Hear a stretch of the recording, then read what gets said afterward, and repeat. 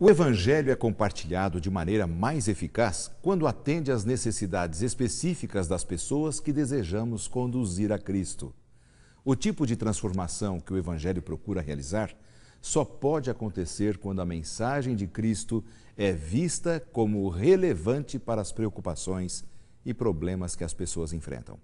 Nós vamos conversar sobre isso e muito mais agora no programa Lições da Bíblia.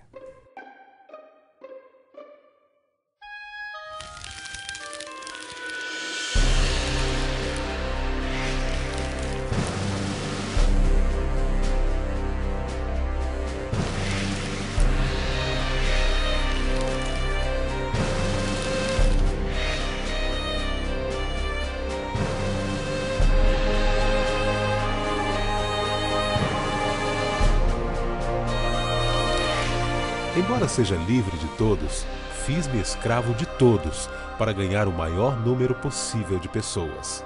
1 Coríntios 9, 19. Tema da semana: Tessalônica nos dias de Paulo. Estamos no ar mais uma vez com o programa Lições da Bíblia, aqui pela sua TV Novo Tempo, o canal da Esperança.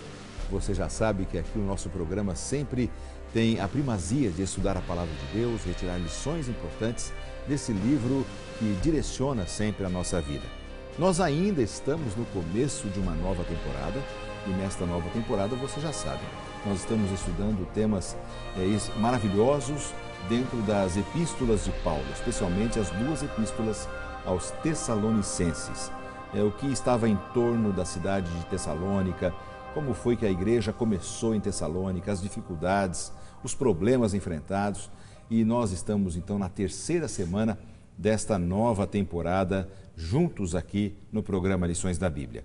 Nós recebemos hoje dois amigos que visitam o programa pela primeira vez e estão na bancada comigo, o pastor Tiago Fraga da Costa. Pastor, um prazer recebê-lo aqui com a gente no programa Lições da Bíblia. Prazer é todo nosso, pastor Lanza. A gente se sente honrado e grato a Deus pelo privilégio de participar junto desse programa que certamente tem feito a diferença na vida de muitas pessoas aí. Que bom. Pastor Tiago, ele trabalha numa área muito especial, junto a estudantes que trabalham distribuindo literatura, vendendo literatura para custearem os estudos, a universidade. Eu até queria que você falasse um pouco mais, pastor Tiago, como é que funciona esse projeto? A gente trabalha lá em Porto Alegre, na associação que trabalha na região central do estado do Rio Grande do Sul. Chama Associação Central Sul-Rio-Grandense. E eu trabalho auxiliando, na verdade, o líder do departamento de publicações da igreja naquela região. Então eu me dedico um pouco mais aos estudantes, inclusive nesse período os nossos estudantes estão reunidos, estão trabalhando nas cidades de São Leopoldo e Novo Hamburgo e região. Período do inverno, né? Período bem frio inverno. Ali. Não é fácil porque trabalhar, eles saem de porta em porta, batendo na casa das pessoas, oferecendo livros que falam sobre saúde, sobre família, religião, e através da venda desses livros, desses manuais, é que eles conseguem retornar para a faculdade. Então é uma experiência, um trabalho marcante que faz a diferença não só para eles pagarem os estudos, mas depois de formados também, tem experiências que são marcantes para a vida toda, com certeza. Que maravilha, muito bom aí. O nosso abraço a todos esses estudantes que estão lutando aí para pagar os seus estudos, né? Isso é realmente muito importante, uma fase boa. Eu passei por essa fase também. Eu também. E aprendi muita coisa boa para a minha vida, né? Bom, o Rio Grande do Sul é um estado que ele está dividido em 3 regiões administrativas na Igreja Adventista do Sétimo Dia. O pastor Tiago representa uma dessas regiões, a região central, e nós temos aqui conosco o pastor José Elias Zanotelli, que é o presidente de uma outra região ali no Rio Grande do Sul, que é a Associação Sul-Rio-Grandense. Pastor Zanotelli, seja bem-vindo ao programa Lições da Bíblia. Muito obrigado, pastor Lanza. Eu me sinto assim privilegiado. Para mim é uma grande alegria estar aqui participando desse conceituado programa. E um programa que está voltado especialmente, diretamente para a Bíblia Sagrada, né? Então a Bíblia tem que ser tudo para nós e eu estou muito feliz em estar aqui com vocês. Que bom. Pastor Zanotelli, ali em Porto Alegre tem o sinal da TV Novo Tempo em canal aberto, né? Uma maravilha, graças a Deus. Eu penso que tem muitas pessoas ali assistindo a TV Novo Tempo, você que está nos ouvindo agora, você nos assistindo agora. eu penso que realmente tem sido uma grande bênção para muitas pessoas, né? Sem dúvida alguma. O senhor tem ouvido algumas coisas referente a isso? As pessoas têm gostado da programação, da TV? O que tem comentado contigo por ali? Poxa, para nós tem sido muito gratificante, né? Não temos muito tempo que a televisão foi instalada ali, mas o que mais nos traz alegria é ver pessoas sendo transformadas. Amém. Um dia desse eu fui pregar numa pequena igreja ali de Guaíba, que é uma cidade próxima ali, né? Nessa pequena igreja tinha 4 pessoas que não conheciam a palavra de Deus, não tinham nenhum relacionamento com Deus, e eles estavam lá. Acharam lá o canal, acharam o canal, assistiram, ouviram, foram tocados pelo Espírito Santo de Deus e foram para a igreja. Estavam lá. Foi um motivo de grande alegria. Eu aproveito e mando um abraço, então, para essas 4 pessoas aí, que eu não sei quem são, mas vão saber realmente que são elas, né? Não, eu estou citando um exemplo, mas em muitas outras igrejas nós temos encontrado pessoas que estão ali graças ao toque do Espírito Santo e a TV Novo Tempo, que está em canal aberto ali, né? E dentro lá da sua região administrativa, a parte sul ali do estado, pastor, alguma novidade acontecendo, algum movimento diferente que o senhor podia compartilhar com a gente? Bem, nós somos vizinhos ali, né? Pois é. Bom, né? Vocês trabalham na área central, nós trabalhamos na região sul, né? De Porto Alegre, e o que tem nos trazido assim muita alegria, pastor Lanza, é que nós estamos percebendo que há um despertamento da parte da igreja, e eu não creio que seja somente lá do nosso campo, mas a gente percebe também que no campo de vocês e outros campos também, até o Brasil todo, amigos, talvez, né? Onde, graças a Deus, nós estamos percebendo assim uma igreja que está se levantando para pregar, para testemunhar, e o resultado disso é o número de pessoas que têm se convertido para Cristo Jesus. Amém. Amém. Um número crescente cada dia mais. Amém. Nós temos uma preocupação com um todo, mas especialmente com a região sul de Porto Alegre, que é uma região que tem crescido muito. E do estado também, né? E a parte sul do estado também. E temos procurado implantar grandes igrejas, novas igrejas, pequenas igrejas. Agora, dia 22 de setembro, nós vamos inaugurar a Igreja Central de Porto Alegre, a Igreja Central de Gravataí. Uma igreja com 1.610 metros quadrados. E aproveitamos aqui até para convidar as pessoas para estarem lá conosco, dia 22 de setembro. Maravilha. Vai ser um momento importante para a igreja ali de Gravataí. Que maravilha. Eu quero aproveitar então e mandar um abraço a todos os gaúchos que estão sempre prestigiando a programação da TV Novo Tempo. Que Deus abençoe a todos. E eu quero convidá-los agora para a gente fazer uma oração e começarmos então o estudo do Lições da Bíblia dessa semana. Okay. Vamos orar. Obrigado, Pai querido, pela oportunidade de abrirmos a Bíblia. Que possamos retirar dela, Senhor, toda a orientação para a nossa vida, em nome de Jesus. Amém. Amém, Senhor. Meus amigos, olha, hoje o tema é um tema que tem muita informação, temos história, temos boas lições que poderemos tirar da Palavra de Deus. Nós vamos trabalhar um pouco mais sobre o contexto em que Paulo escreveu a sua carta aos Tessalonicenses. Eu queria ouvir de vocês um pouco do que vocês pensam sobre a cidade de Tessalônica nos dias de Paulo, assim, dá uma breve compreensão para a gente começar a conversar. Vamos começar com o pastor Tiago.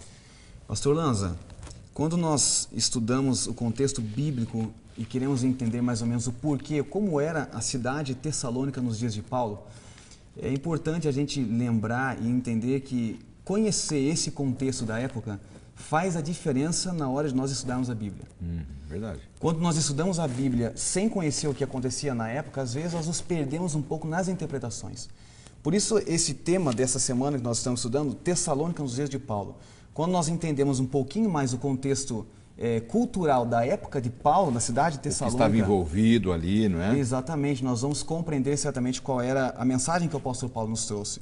Um ponto interessante que eu acho interessante a gente ressaltar aqui é que na época de Paulo havia uma cidade que era a cidade que comandava o império, essa cidade era Roma. E essa cidade Roma, no ano 168 a.C., eles tomaram posse da cidade de Tessalônica. Só que essa tomada de posse da cidade de Tessalônica, ela veio maquiada de alguma coisa que fosse positiva para os moradores dessa cidade. Mas na prática, com o passar do tempo, eles foram percebendo que era um domínio um pouco imposto. Parecia que a coisa era boa a princípio, mas esse domínio foi, com o passar do tempo, se demonstrando uma coisa meio diferente, meio estranha. É que também foi de interesse da cidade de Tessalônica, né? Exato. Porque, na realidade, havia uma guerra civil entre as principais cidades da Grécia. E aí o que aconteceu? Tessalônica, nós não sabemos o motivo, mesmo porque nós não temos detalhes sobre as histórias, mas ela antecipou. Antes dela sofrer uma derrota, alguma coisa com outra cidade grande, cidade-estado da Grécia, ela se entregou a Roma, porque Roma estava dominando todo o mundo de então. E com isso, né, ela, ao se entregar para Roma, logicamente ela teve alguns privilégios que outras cidades não tiveram. Eles puderam, por exemplo, liderar a própria cidade, os próprios habitantes de Tessalônica, mas por outro lado também eles tiveram algumas restrições. E uma dessas restrições, por exemplo, Roma colocou alguns líderes em posições estratégicas, logicamente, e esses líderes também serviam de espiões, né? Então eles tiveram vantagens e tiveram desvantagens. Entre as classes sociais, a classe que mais sofria era a classe mais pobre, né? Os trabalhadores, né? Eram os que mais sofriam. As classes mais elevadas, elas não sentiram tanto. E eles tiveram que pagar algum preço. Por exemplo, Roma não fez isso de graça, né? Claro. Tiveram que pagar impostos em formas de alimentos. Por um lado, tinha um conforto para o pessoal de Tessalônica, que eles estavam aliados ao poder da época, mas também tinham os problemas, né? Isso. Mas isso surgiram dois grandes problemas, eu diria. Um deles é a questão assim dos pobres, né? A classe trabalhadora estava inquieta, angustiada, sofrendo ali, né? E normalmente os pobres sempre é a maioria. Interessante, pastor. Né? Os pobres sempre é a maioria. É interessante a gente pensar que essa cidade era uma cidade considerada livre dentro do Império. Ela era livre dentro do Império e ainda assim ela vivia situações nesse contexto que o pastor Zantelli colocou agora. Como, na verdade, na maioria das épocas, isso sempre acontece, essa desigualdade social, aqueles que são mais ricos, eles conseguem ter um certo controle da situação e mesmo sob opressão, eles conseguem manter um certo estilo de vida, uma tranquilidade. Mas o pessoal que vive na classe baixa, que são os trabalhadores, aqueles que dependem um pouco mais de uma boa administração, estavam sofrendo bastante. Então essa questão da classe mais humilde, né, a trabalhadora sofrer já é antiga. Já né? é antiga. E que essa opressão do trabalhador é uma coisa milenar. Né? Jesus disse, né, os pobres sempre tereis entre vós, né? Isso deixava um pouco inquietos eles, o fato de os romanos estarem ali intervindo na vida deles. E ao mesmo tempo, eles tinham uma certa liberdade, mas havia sempre aquela instabilidade. A qualquer momento podia surgir uma guerra, um problema, outro. E essa instabilidade, pastor Lanz, fazia com que o comércio também oscilasse muito. E isso trazia muita insegurança para as pessoas. Eles não estavam vivendo tranquilos. E sempre quando há um momento de insegurança, né, como eles estavam vivendo, é o momento também, às vezes, de Deus agir, de Deus atuar. É verdade. Deus, Interessante, pastor. O contexto daquelas pessoas, elas viviam sob uma expectativa de uma mudança. Aliás, elas ansiavam uma mudança. E a gente consegue agora entender um pouco o porquê de compreendermos o contexto da época. A cidade de Tessalônica, para quem Paulo escreveu essa carta, na verdade ele já havia passado um tempo antes nessa cidade, era uma cidade que estava precisando, estava ansiosa por uma mudança. Aí, por que o apóstolo Paulo escreve e está investindo o seu tempo nessa cidade? Porque era uma cidade que estava receptiva ao Evangelho. Sim, e é interessante que ela tinha um bom desenvolvimento, né? Era uma cidade boa, como vocês falaram, tinha uma certa independência administrativa, ao mesmo tempo dependência total do Império Romano. E a gente percebe que era uma cidade assim, por ser uma cidade grande, uma região grande, muitos habitantes, muitas pessoas, com muitos problemas diversificados. Como uma cidade grande hoje também tem muitos problemas, também ao mesmo tempo era um terreno fértil para o Evangelho. Para o Evangelho. Porque as necessidades humanas estavam ali, gritando. E onde há necessidades, o poder de Deus vindo ao encontro, né, supre todas as necessidades. Talvez os nossos queridos telespectadores perguntem assim, mas por que hoje nessa lição nós estamos gastando tanto tempo com história e entrando pouco na Bíblia Sagrada, né? Eu diria que essa lição ela é um pouco diferente das demais lições que nós vamos estudar, mas ela vai lançar luz, pastor Lanza, para todas as demais lições. Exatamente. Existem termos, por exemplo, que jamais entenderíamos se não estudássemos esta lição, o contexto histórico, contexto geográfico, o estudo arqueológico da cidade, buscando lá as coisas antigas. Então lança luz. E ao mesmo tempo nós vamos ver por que Paulo foi muito enfático em alguns assuntos. Exatamente. Agora, isso me faz vir à mente o seguinte, que o fato do apóstolo Paulo ter escolhido, então, Tessalônica, ter chegado até lá, foi um fato de que Deus tinha um plano muito especial para aquela cidade. Quer dizer, então, Deus tem planos maravilhosos para todas as cidades, para todas as pessoas que vivem nas cidades. Sem dúvida alguma. Né? Porque é onde realmente o sofrimento humano mais aparece, um aglomerado de pessoas. Hoje em dia, não é, pastor Tiago, você que lida com pessoas também, pastor Zanotelli, a gente vê quantas pessoas estão sofrendo e precisando da luz do Evangelho, né? Como foi em Tessalônica também. Basta a gente olhar para o lado, né, pastor Lanza? Ainda hoje, eu vindo para cá, para São Paulo, dentro do avião, conheci uma senhora, dona Yara. Inclusive, eu mando um abraço para a dona Yara, que ela disse que iria nos assistir aqui. A dona Yara é uma pessoa maravilhosa, com quem eu pude conversar durante 1 hora. E durante a conversa com essa senhora, ela apresentou assim, perguntou qual era a minha atividade. Eu falei, sou pastor da Igreja Adventista. Então ela disse assim, eu sou espírita. Eu tenho um carinho muito especial pelas pessoas que professam essa religião, o espiritismo. E ela então disse para mim que ela é espírita porque o espiritismo trouxe a ela algumas respostas. As respostas que ela disse que precisa ter. Claro, nós vamos ver logo mais no próximo bloco qual é a nossa fonte segura das respostas que são as respostas de Deus, assim, que fazem a diferença. Mas a gente olha para o lado e depois, ao longo da conversa com essa senhora Dona Yara, por que disso? Ela perdeu o filho dela. E quando você perde alguém que você ama, como é o caso da Dona Yara, você fica correndo atrás de respostas. Como aquelas pessoas lá em Tessalônica se encontravam. Uma cidade oprimida por Roma, que vivia uma falsa liberdade. Na teoria, uma cidade que era livre, então, mas na prática não era livre. Estavam ansiosos por uma libertação até. Por uma libertação. Agora, deixa eu só dar uma pausa na nossa conversa aqui. Já já a gente retoma exatamente desse ponto. Eu vou chamar um rápido intervalo e nós voltamos em instantes para o segundo bloco do programa dessa semana. Não saia daí.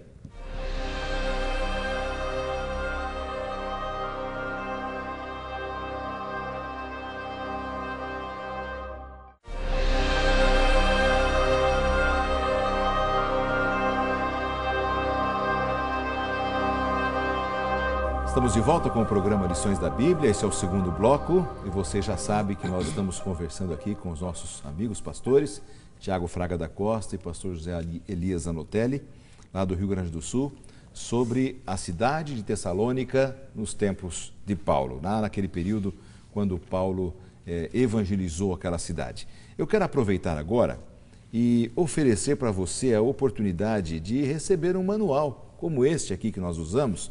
Eu sempre mostro aqui para você que acompanha o programa Lições da Bíblia, esse é o nosso manual. E o tema principal é Epístolas aos Tessalonicenses, estamos estudando as 2 epístolas. E para você que colocar ali um primeiro recadinho no blog do programa, nós vamos enviar com muito carinho para você, para a sua casa, o endereço que você escolher, este manual, tá bom? Se você não ganhar, não fique triste não. Entre no blog do programa e lá tem esse material. Você pode ter acesso a este conteúdo, você pode imprimir, acompanhar aí na sua casa, para que a nossa discussão tenha um sentido também muito positivo para você. Já que eu estou oferecendo presentes para os nossos telespectadores, eu aproveito e ofereço para você a oportunidade de conhecer um pouco mais sobre a Palavra de Deus e o Senhor Jesus, com a sua graça, o seu amor maravilhoso. É a série bíblica, a série de estudos bíblicos Princípios.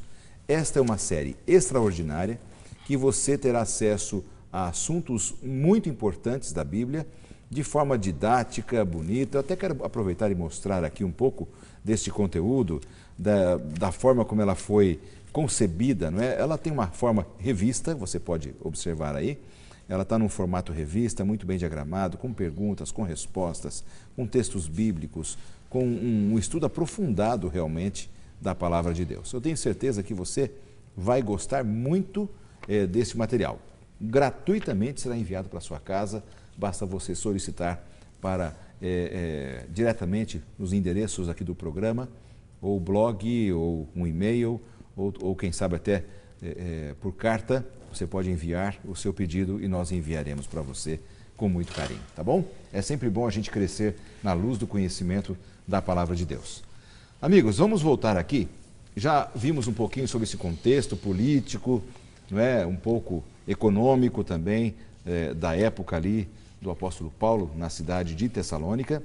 E vocês já comentaram que os romanos vieram, não é? Tomaram conta da cidade, tomaram posse da cidade. Por isso a cidade era até bem desenvolvida, já estava entregue ao domínio romano. E agora vem então o cristianismo como uma possibilidade de mudança de vida para aquelas pessoas que estavam ali. Agora, tem um ponto aqui do nosso material que eu acho importante a gente resgatar, que é aquela questão da resposta pagã a Roma. Como é que nós podemos entender esse assunto dentro do material de estudos que nós temos aqui, pastor José Elias? Pastor Lanza, dentro daquilo que nós estudamos no bloco anterior, nós vimos que tinha uma classe que estava insatisfeita, angustiada, que era a classe pobre. E veio ao encontro dessa classe, né, mesmo um movimento espiritual, religioso, pagão, liderado por Cabirus. Cabirus, ele foi assassinado por 2 dos seus irmãos, mas eles pensavam que ele tinha assim, poderes sobrenaturais, miraculosos. Então ele conseguia agregar um grande número de pessoas de todas as camadas, logicamente das camadas mais humildes, né? O maior número de pessoas das camadas mais humildes. E estas pessoas prestavam cultos a Cabirus, a ponto de cultos com derramamento de sangue ali, nesses sacrifícios que eles ofereciam. E eles tinham em Cabirus a esperança. A esperança de que eles iam tirá-lo daquela situação em que eles estavam vivendo. Era como um herói martirizado. Era um herói, e era considerado como mártir. Tanto é que quando, por ocasião do seu sepultamento, ele foi sepultado com todas as honras, como se fosse um grande líder naqueles dias. Interessante, pastor Lanza, pastor Zanotelli, é que essa que era a esperança do povo, de repente essa esperança é roubada justamente pelo império. As pessoas que tinham essa crença, esperavam nesse camarada chamado Cabirus, a expectativa da mudança, de repente vejam o que aconteceu. O Império Romano roubou essa crença, dizendo que o Cabirus ou Cabirus verdadeiro, na verdade, era o Augusto César. Esse que era o Cabirus, porque naqueles dias, o líder político. É que naqueles dias os imperadores romanos eram tidos como deuses. Como deuses, exatamente. E eles precisavam ser adorados. Eles obrigavam que a população adorasse eles. Né? E eles, logicamente, eles viram que esse movimento poderia dividir ali a cidade, etc. O que eles fizeram? Eles usurparam, né, como se Cabirus agora tivesse vindo na pessoa de César. E também entre o povo, eles poderiam ter pensado o seguinte: olha, Cabirus nos traiu, porque ele estava do nosso lado, agora ele virou para o lado. E agora ele sumiu. Ele foi para o lado contrário. Né? Mais uma decepção. Aliás, né, pastores e amigos que estão nos assistindo, essa é a rotina da vida. Quando a gente coloca a nossa esperança, a nossa expectativa em alguma coisa transitória, mais cedo ou mais tarde a gente percebe que a gente estava enganado. E quantas pessoas hoje, né, colocam a esperança, a expectativa, às vezes num movimento político ou num partido político, nas riquezas, na saúde, no patrão, na família, na família. Mencionar também, perigoso, pastor, né? Que o caso do Cabirus era uma espécie de crença religiosa também. O problema é que muitas vezes nós colocamos a nossa crença religiosa pautada sobre alguma coisa muito superficial. Quando a gente não tem esse livro, que é o que nós estudamos aqui nesse programa, a Bíblia, como a base da nossa fé, a gente está em uma situação muito perigosa. A Bíblia, assim, existindo ou não emprego, saúde, amigos, patrão, não importa, a Bíblia será sempre o nosso apoio, o nosso guia. Sem dúvida nenhuma. Então, quando a gente põe no elemento humano ou nas coisas terrenas, nas coisas deste mundo que vivemos, a nossa esperança é uma esperança muito rasa, muito falha. E eles receberam 2 frustrações, né? Uma, quando eles viram a cidade deles sendo dominada pelo Império Romano. E agora, nesse segundo momento, quando eles pensaram, não, Cabirus vai resolver o nosso problema. Podemos ficar tranquilos. Sim. E de repente, quando eles viram sendo traídos, né, Cabirus agora estando do lado do próprio império que havia subjugado-os, eles sentiram um vazio, um vácuo muito grande, né? E foi nesse contexto, pastor, que o apóstolo São Paulo entrou.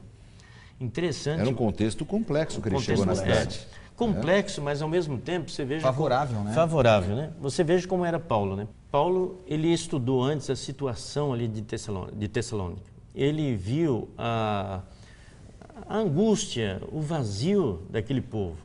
E ele buscou uma forma de atender às necessidades daquele povo, levando não a esperança passageira, não uma esperança em pessoas, em imperadores, em seres humanos, mas a verdadeira esperança que é em Cristo Jesus. Somente Ele pode nos dar a alegria, o gozo, a certeza da salvação. Ele nunca nos traz, Ele nunca permite que nós sejamos decepcionados por alguma atitude dEle. Pelo contrário, Ele sempre nos traz o gozo que nós necessitamos cada dia de nossa vida. Então, deixa eu ver se eu entendi. Quando o Império Romano, ele praticamente tirou aquele culto a Cabirus, e colocou para o imperador romano, o povo ficou meio assim, sem ter a quem adorar, um vazio espiritual. Sem dúvida alguma. Ficou um espaço vazio ali. É isso mesmo. É interessante, pastor, a gente tem a impressão de que Deus, na verdade, estava preparando o terreno. Porque esse culto a Cabirus, ele lembrava um pouco a esperança bíblica que nós temos em Cristo Jesus. Só que a diferença é que aquele culto a Cabirus era um culto falso. Agora chega o apóstolo Paulo com o verdadeiro Deus que poderia salvar a cidade de Tessalônica da situação em que eles se encontravam, que era Jesus Cristo. Sim. Esse sim preenchia o vazio. Aliás, esse vazio, que já muitos anos antes foi lembrado pelo sábio Salomão, quando ele dizia que todas as coisas eram vaidade, vazio dos vazios. Lá em Eclesiastes, no capítulo 2, o verso 10, há um texto interessante quando ele diz assim: tudo quanto desejaram os meus olhos, eu não lhes neguei nada. Nem privei o coração de alegria nenhuma. Eu tive tudo o que eu quis. Essa talvez seja a realidade de muitos amigos que estão nos assistindo agora. Todas as conquistas que você talvez tenha sonhado, você já tenha alcançado, mas sempre fica aquele vazio. Será que o meu coração foi preenchido completamente ou fica aquele vazio ainda? E é aí que Jesus entra. E o Evangelho, ele acaba alcançando um resultado muito mais significativo quando a gente estuda a situação das pessoas e procura atender às necessidades das pessoas. Jesus Cristo, diz a escritora Ellen White, que Jesus Cristo aproximava-se das pessoas como querendo o bem das pessoas. Ganhava a confiança daquelas pessoas, supria as suas necessidades e depois dizia: segue-me, e as multidões o seguiam. É isso que nós precisamos, né? Por isso que muitos não-judeus, naquela época lá em Tessalônica, nessa incerteza espiritual que viviam, abraçaram o Evangelho, né? Sim, porque sem dúvida. Eles tinham que ter fé em alguma coisa, eles estavam sem pai nem mãe, vamos dizer, no sentido espiritual. E aí abraçaram a fé. E Paulo foi inteligente, né? Ele foi pelas necessidades das pessoas também. E eu acho que nós temos que tirar essa lição, pastor Lanz. Nós temos que ser mais atentos ao mundo que nós estamos vivendo. Às vezes é um acidente, às vezes é um desastre natural, às vezes é outra circunstância. E nós ficamos imóveis, quando nós teríamos que agir, nós teríamos que levar esperança, nós teríamos que levar gozo, nós teríamos que levar salvação para essas pessoas. Às vezes vizinhos nossos, né? Moram na mesma rua, no mesmo bairro, estão lá precisando de uma visita, estão numa cama. E quando você faz isso que o pastor Zanotelli colocou agora, quando você gasta tempo para estudar o contexto em que essas pessoas vivem, você chega a essa pessoa com um pretexto, você chega nessa pessoa não só com o objetivo frio de levar o evangelho, mas porque você ama essas pessoas. Você vai com interesse na pessoa. Eu acho que é isso que faz a diferença, é termos interesse na pessoa. Se nós não desenvolvermos amizade com as pessoas, elas jamais confiarão em nós. E se elas não confiarem em nós, elas jamais abrirão o coração para nós. E se elas não abrirem o coração para nós, logicamente elas também não vão abrir o coração para Deus. Então daí a necessidade que nós temos de nos aproximarmos. Jesus disse: vós sois o sal da terra. Então não adianta você ser o sal dentro do saleiro. O que é o sal dentro do saleiro? É você ser um crente dentro da igreja. É interessante. É importante porque ali, é muito mas você fácil. tem que ser sal lá fora. Exatamente. Ajudar a dar sabor à vida das pessoas. É muito fácil nós sermos cristãos dentro da igreja, ou pregando no púlpito ali, dirigindo a palavra de Deus. Agora, temos que ali mostrar o amor para aqueles que faz a sofrem. diferença. Em um Foi o que dos Jesus estudos, fez, pastor, das lições passadas, houve uma frase que me marcou muito. Dizia assim, que as pessoas não se importam tanto com aquilo que sabemos, até que elas saibam o quanto nós nos importamos com elas. E é verdade. Quando eu me preocupo com a pessoa, eu estou preparando o solo para lançar minha semente.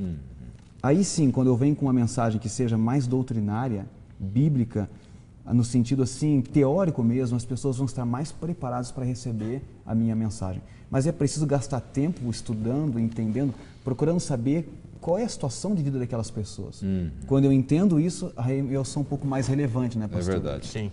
Eu penso que essa palavra relevância, eu penso que hoje a igreja precisa ser relevante. Os cristãos Tem que fazer precisam ser relevantes. Fazer a diferença. Tem que fazer diferença. E outra coisa também, primeiro, né, essa amizade que leva a pessoa a abrir o coração, ela tem que perdurar depois da pessoa abraçar a Cristo Jesus. Porque o que acontece? Às vezes, no momento de angústia, de perda, a pessoa ela se agarra a Cristo. Mas se nós não mantivermos um relacionamento de intimidade, de amizade, quando ela resolver esse problema, Exatamente. ela poderá o quê? Ela poderá ali. se afastar e voltar à velha aqui- vida. Então, daí a necessidade dessa continuidade de amizade. E Paulo fala aos Tessalonicenses sobre o cuidado que a gente tem que ter com os novos crentes, os novos cristãos, porque ele tinha essa preocupação exatamente. Sim. Nós vamos chamar mais o intervalo e nós voltamos já já para o terceiro e último bloco, então não sai daí, porque voltamos em instantes.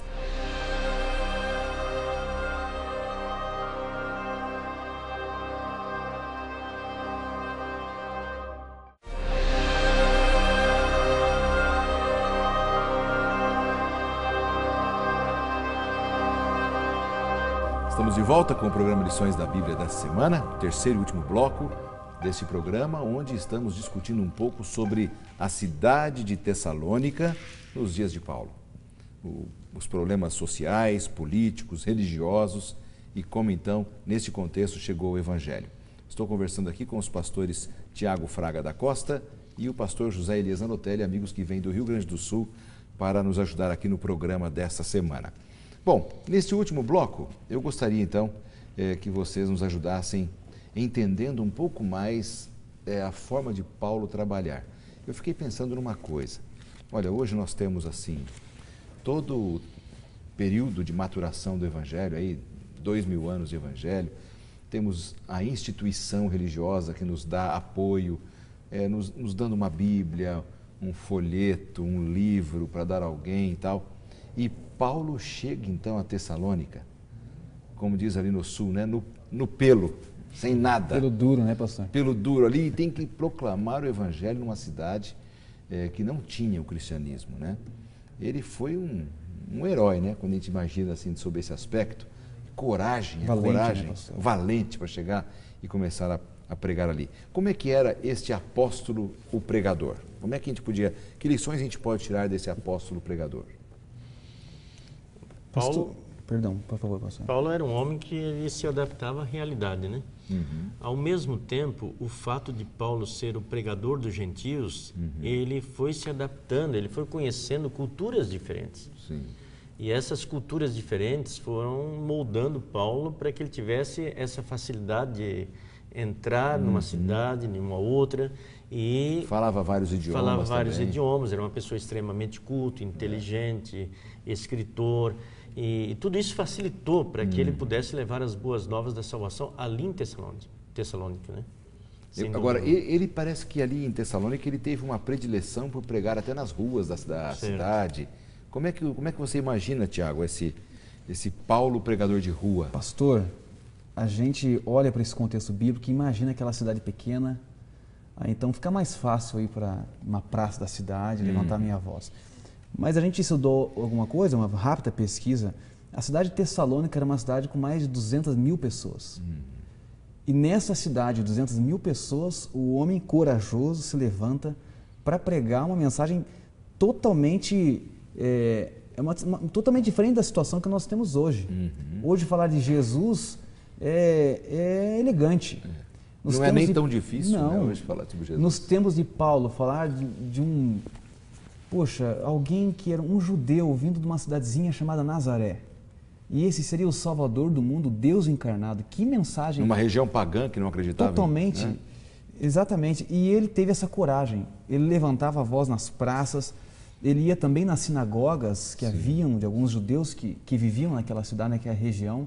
E em cada lugar onde ele pregava, onde ele se envolvia, ele enfrentava os desafios. Mas, pastor Tiago, eu vejo mais uma coisa, pastor Lanza. Eu vejo assim, ele foi numa região onde os filósofos já pregavam nas praças e nas ruas. Era comum as pessoas irem lá assistir, ouvir. E o que ele fez? Ele aproveitou de um costume da cidade para adequar-se àquele costume e pregar ali naquelas praças, naquelas ruas, para atrair pessoas, né? Outra coisa, como ele tinha facilidade pelo jeito da oratória, né? Sem dúvida alguma, tinham filósofos, mas ele não perdia, em termos de capacidade, tinha conteúdo e capacidade para falar. E ao mesmo tempo, embora tivessem ali sinagogas, certamente, né, que os judeus que viviam ali haviam construído, para atingir os judeus, tudo bem. Agora, para atingir os pagãos, ele não provavelmente, talvez os pagãos não abririam os templos deles para que ele pregasse. Então, na realidade, o lugar que ele tinha era onde? Era as praças e as ruas. Não tinha outra... Aliás, falando sobre isso, nós temos uma telespectadora que enviou uma pergunta. Vamos ouvir agora. Olá, meu nome é Samara e a minha pergunta é: por que o apóstolo Paulo optou por ser um pregador de rua e não pregar num templo? É bem dentro desse contexto. É dentro desse contexto. Agora, nós temos que lembrar, né, que ele aproveitou também alguns momentos. Já haviam filósofos que estavam anunciando as filosofias deles nas ruas. E a principal mensagem deles era justamente ajudar essas camadas mais pobres que estavam angustiadas e que estavam com autoestima muito baixa. Eles pensavam assim, para nós não resta mais nada, porque nós perdemos a cidade, Cabirus nós perdemos, e aí esses filósofos vieram para levantar a autoestima deles, para mudar a cabeça deles. Dizer, não, vocês podem, como hoje tem livros de autoajuda. Autoconfiança. Né? Vocês podem, vocês têm condições, etc. Tal. E eles mudavam as mensagens deles de acordo com o auditório, ao mesmo tempo para ganhar as pessoas durante mais tempo e tal. E Paulo, conhecendo tudo isso, e voltamos outra vez, né? Paulo conhecendo todo esse contexto, o que ele fez? Ele começou a pregar nas ruas e nas praças, mas uma mensagem diferente. Os filósofos diziam, o poder está dentro de vocês. Paulo chegou e disse, não, o poder não está dentro de vocês. O poder está fora de vocês. Mas na hora que ele entrar no coração de vocês, vocês vão ser vitoriosos. Tenham certeza disso. Permitam que Deus entre no coração de vocês. As pessoas já estavam acostumadas então a ouvir aqueles debates de rua entre filósofos, mas havia espaço para uma nova ideia, uma nova filosofia que chegou ali na verdade, na fala de Paulo. A gente vê, pastor Lanza, na verdade, o apóstolo Paulo, mais uma estratégia que ele certamente estudou antes, ele viu como que os filósofos faziam na região de Tessalônica e ele agora coloca a sua mensagem nesse estilo de trabalho que já era realizado, desenvolvido por outras pessoas antes. E ele acabou indo além, né? Porque, veja bem, além dele mostrar o poder que podia transformar, porque autoajuda a gente sabe. A pessoa pode mudar? Ele pode. Muda por um período de tempo. Depois volta à velha vida. Só Cristo pode fazer uma transformação completa, total e permanente na vida da pessoa. E foi esse Cristo que levou para as pessoas. E para que essa mudança ela fosse realmente permanente, ele não fez um trabalho somente de rua. Sim. Mas ele visitava as pessoas de casa em casa. Ele se relacionava com elas. Ele se relacionava com as pessoas. Isso é um segredo. E ele procurava unir as pessoas que aceitavam a doutrina. De tal forma que um podia ajudar o outro. Então ele formava as comunidades. Essas comunidades, elas acabavam se fortalecendo por quê? Aquele que estava fraco era fortalecido pela pessoa que estava mais forte e eles iam se fortalecendo. Enquanto que era muito mais cômodo para os filósofos chegarem e pregar para todas as pessoas e para casa. Exatamente. Não é mesmo? E ele não, ele tinha que pagar, ele pagava o preço. Por quê? Porque ele não estava preocupado apenas em pregar filosofias, ele estava preocupado em levar salvação ao coração das pessoas. Agora, uma coisa que me chama a atenção aqui dentro do nosso manual de estudos, né, eu volto a dizer que você pode ter acesso a esse manual entrando no nosso blog, você poderá ter todo esse conteúdo. Me chamou a atenção o seguinte, naquele período, a igreja cristã começou não em templos, mas nas casas, nos lares. Como é que isso foi possível? Porque as casas, na média, assim, não eram casas tão grandes. Como é que funcionavam essas igrejas nos lares? Temos alguma revelação para a gente entender isso? Veja bem, eu vejo assim, que na minha concepção não era plano de Deus que tivesse grandes igrejas, grandes, suntuosos templos. Vamos estudar, quando é que apareceu o primeiro templo? 2000 anos depois, o santuário no deserto. Qual era o plano de Deus? Que os pais fossem os sacerdotes, as mães as sacerdotisas Isso. e os filhos fossem os membros dessa igreja. Isso. Né? Mas a base era o lar. Quando o lar começou a falhar, Deus estabeleceu a igreja. Né? Agora aqui na igreja primitiva, como ela estava avançando, pregando, anunciando, e eles não tinham os seus recursos, a igreja então voltou aos planos originais de Deus, de funcionar a igreja. E aliás, pastor, planos originais e que se demonstravam mais eficazes, né? Porque nunca na história da igreja, a igreja foi tão poderosa quanto na época da igreja primitiva. A igreja em si, a instituição, talvez ela fosse pobre e fraca. Não haviam grandes templos, não havia dinheiro na conta, mas haviam pessoas realmente decididas e determinadas ao que elas queriam fazer. Se reuniam nas casas, muitas vezes às escondidas, e não tinham a liberdade religiosa que nós temos hoje. Mas eram pessoas que tinham o poder do Espírito Santo. Por onde eles passavam, por onde o apóstolo Paulo passava, deixava a marca na vida de muitas pessoas e as igrejas se reuniam. E os cristãos foram se convertendo e eles se reuniam nas casas, certo. É isso? Com certeza nas casas de pessoas que tinham casas maiores, para que abrigassem alguns ali. Haviam dois tipos de casas, basicamente, né? Havia os domos, que eram casas grandes, né? Normalmente as pessoas mais ricas, elas tinham seus quintais grandes, as salas cabiam entre 30 a 100 pessoas, somente a sala. Era uma igreja. Era uma igreja, e podia se unir ali, às vezes, 2, 3 gerações. E naqueles dias, quando o patriarca se convertia, chefe da família, né? Tornava-se bem mais fácil, né? Todo mundo se converter. Seguia junto. E existia um outro tipo de casa mais vertical, em Sula, né? Que a parte de baixo era o local de trabalho deles e a parte de cima a residência. Local menor, né? A vantagem dessas casas menores era que elas estavam bem localizadas, próximos do centro, do comércio. Então as pessoas vinham, às vezes para comprar alguma coisa, às vezes vinham para buscar uma informação. E os cristãos que tinham Cristo no coração, porque quando a gente tem Jesus no coração, a gente aproveita todas as circunstâncias possíveis para falar dele, porque a boca fala do que o coração está cheio. Verdade. Então eles aproveitavam todas essas circunstâncias para testemunhar, para falar, para anunciar as boas novas da salvação. E pastor Lanz, eu acho que, e pastor Tiago, eu acho que seria bom agora a gente falar um pouquinho sobre os pequenos grupos. Quer dizer, pequenos grupos nada mais do que é. São pequenas igrejas, pequenas igrejas. Exatamente. Essa questão dos pequenos grupos hoje, que muitos do mundo cristão conhecem como as células, né? Aquelas pequenas células de estudo da Bíblia, tem se tornado hoje cada vez mais forte como um grande polo de crescimento espiritual e de evangelismo, né? Porque as pessoas elas estão mais à vontade, estão desarmadas, estão com o coração aberto. Interessante, pastor, que no pequeno grupo a gente se sente útil.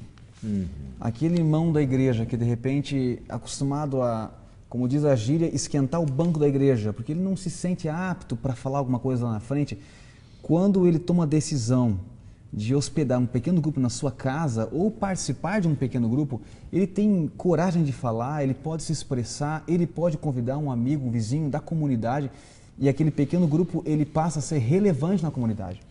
Houve uma lição passada também, aqui que foi discutida aqui no Lições da Bíblia, que fazia uma pergunta, e me chamou muita atenção aquela pergunta: se a sua igreja ela fosse riscada do mapa, ela faria diferença para a comunidade onde você mora? E isso deixa a gente pensativo. Verdade. Será que a minha igreja faria a diferença? Eu espero e acredito que as igrejas, e sei que as igrejas fazem a diferença, Sim. Mas eu posso talvez afirmar, pastor Lanza, que um pequeno grupo faz uma diferença, se não maior, no mínimo igual. Ele influencia os vizinhos, os amigos.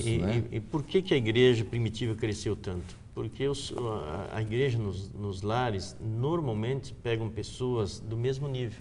Elas vivem ali, mas no mesmo bairro, da mesma condição social, etc. Então é mais fácil de se identificarem. Sim. E ao mesmo tempo é mais fácil de abrir o coração e vai formando relacionamentos, vai formando amizades. E às vezes a igreja tem quantos? 200, 300, 500 membros. Você chega ali, é um a mais. De repente alguém está nos assistindo agora e fala assim, como é que eu posso formar um pequeno grupo? Bom, tem várias maneiras, né? Você pode pegar ali entre 10 e 20 pessoas, mais ou menos assim, um grupo... 10 a 12 pessoas. 10 a 12 é o ideal, é né? O ideal, né? A gente ficar em 12, máximo 15 é o ideal. Mas há alguns que às vezes têm filhos, 3, 4 casais com filhos, já acaba dando mais de 15 pessoas ali, mais ou menos. E ali é louvar a Deus, cantar, eu diria assim, Bíblia. Olha, esse material que você apresentou aqui... Pastor, exato, pode ser um material para o pequeno material grupo. que pode ser Estudo, estudado né? No pequeno grupo, escolher Exato. uma vez por semana e discutir esse assunto. Exato. E Um livro, achar um que capítulo de um livro. da né? Bíblia, né? Devem ter algumas coisas importantes, não é? Sim. Louvor, Oração. Oração, testemunho, relacionamento estudo da Bíblia, entre... relacionamento. estreitar relacionamentos, né? Que é muito Isso é importante. muito Confraternização, importante. Confraternização, né? Meus amigos, olha, foi muito bom conversar com vocês aqui, a gente pôde aprender muita coisa, vimos um pouco sobre essa Tessalônica do tempo de Paulo, a ação de Paulo em ter evangelizado aquela região e terminamos com a igreja cristã surgindo nos lares, né, a base da igreja.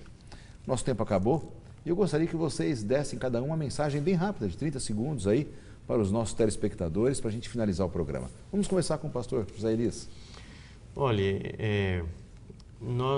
se nós temos Cristo no coração, a gente não consegue guardar somente para nós. E seria um egoísmo muito grande a gente receber essa esperança, essa alegria e não levar essa alegria para outras pessoas. Então, nós temos que começar com amizades, com relacionamentos, e amizades sinceras, né? Vai gerar confiança.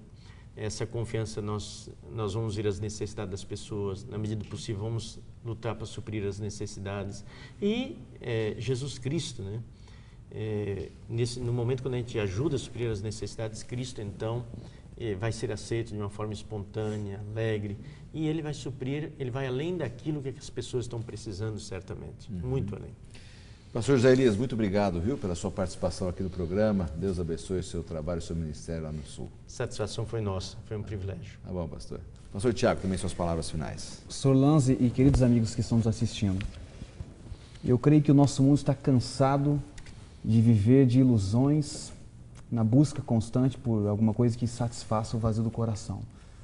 Eu dedico a você que está nos assistindo, que talvez sente esse vazio no coração, e a você que percebe que já conhece essa verdade, já conhece essa mensagem e pode oferecer a outras pessoas essa mesma mensagem, que nós possamos reconhecer que quem tem Deus tem tudo. E que essa é a única resposta segura para todas as perguntas, todos os questionamentos que estão no nosso coração. Um grande abraço a todos os amigos, pastor Lanza também. Obrigado pela sua participação, viu, pastor Tiago? Deus abençoe o seu trabalho também lá no Sul. Obrigado a você pela audiência que é o programa sempre. Que Deus fortaleça a sua fé, a sua vida, a sua família, a sua igreja, a sua comunidade e que juntos possamos nos dedicar sempre mais e mais a Deus. Vamos orar para terminar?